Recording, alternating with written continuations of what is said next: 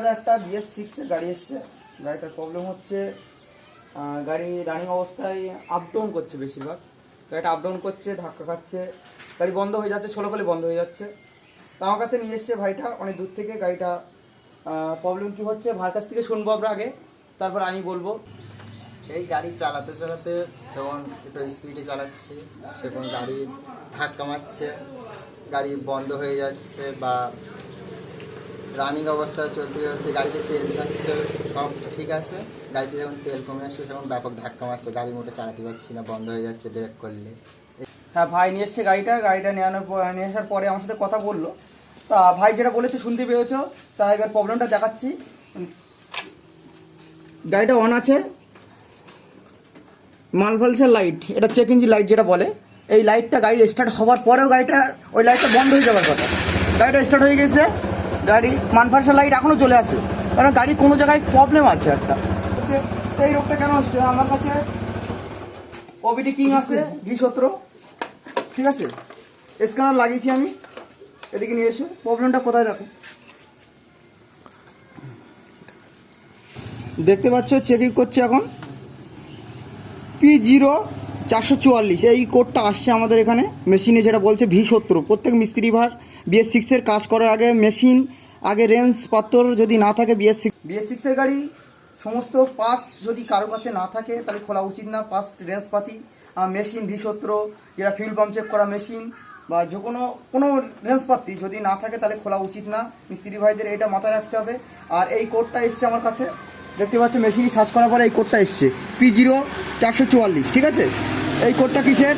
Canister বলে যেটা থাকে, ঠিক আছে, ট্যাঙ্কির যেটা ইয়ারটা নিচে ভিতরে তোমার টানে ইয়ার, সেই ইয়ারে একটা ছোটো 4 ক্যানিস্টার বলে ট্যাঙ্কির তলায় আছে। BS6 এর গাড়ি প্রত্যেক গাড়িটা থাকে, BS6 এর যে কোনো আছে, BS7 BS6 এর ট্যাঙ্কির তলায় থাকে 4 ক্যানিস্টার, 3 ক্যানিস্টার বলে আছে একটা জিনিস। তো সেটা জাম হয়ে গেছে খুব সম্ভব, ওই কারণে কোনো কাজ করছে না গাড়িটা, ঠিক আছে। টোটাল বডি ওয়াশ করেছিল একবার কোনো জায়গার থেকে ভাই, তারপরে প্রবলেম সলভ হয়নি। গাড়িটা আপডেট করেছিল, তাও সলভ হয়নি। গাড়িটা আমার কাছে নিয়ে এসছে অনেক দূর থেকে ভাই এসছে। তা দেখো কীভাবে ঠিক করছি, ভিডিওর মাধ্যমে দেখো। দেখতে পাচ্ছ ট্যাঙ্কিটা আমরা এখন ওখান থেকে বার করলাম, ঠিক আছে। টুলটা দেখো, এই জিনিসটা সমস্যা হচ্ছে, এই 4 ক্যানিস্টার এটারই সমস্যা হচ্ছে, ঠিক আছে। পরিষ্কার এটারই সমস্যা হচ্ছে, এটা 4 ক্যানিস্টার বলে, ঠিক আছে। আমরা এটাকে খুলবো।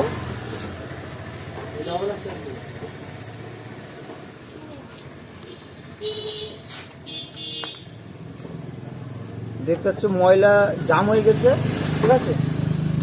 তারপর ট্যাঙ্কিটা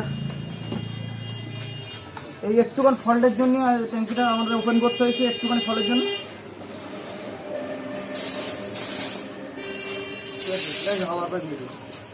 এটা আমরা ক্লিয়ার করে দেবো, হাওয়া দিয়ে সাফ করে দেবো এই জিনিসটা।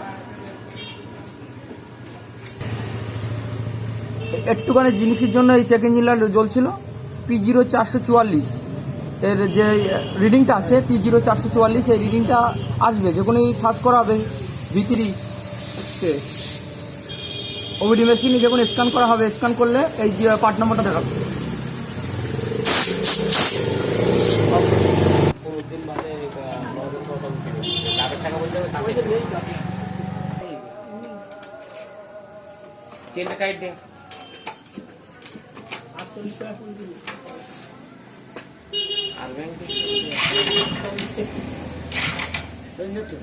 মাঝে মাঝে যাচ্ছে, মাঝে মাঝে যাচ্ছে না।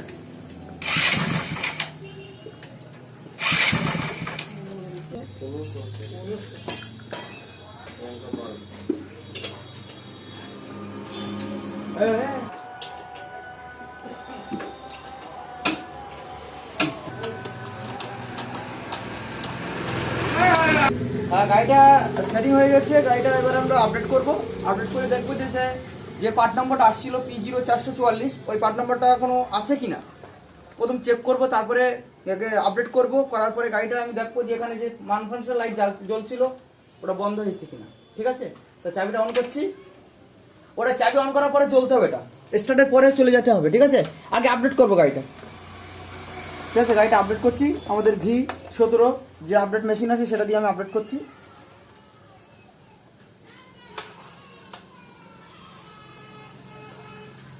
দেখতে পাচ্ছ আপডেট হয়ে গিয়েছে করছি আমরা।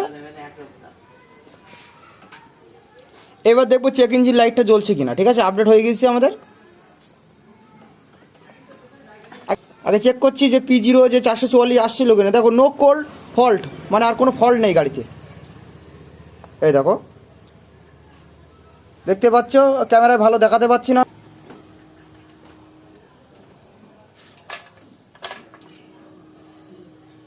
এই চেক ইঞ্জিন লাইটটা স্টার্টের আগে জ্বলতে হবে চাবি অন করলে, আর স্টার্টের পরে চলে যেতে হবে।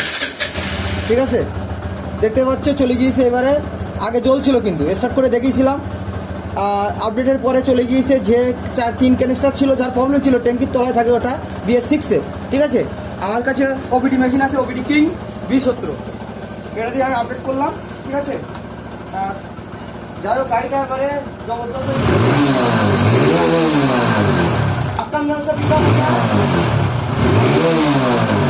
স্মুথলি পিক আপ নিচ্ছে মাক্কান যাইছে।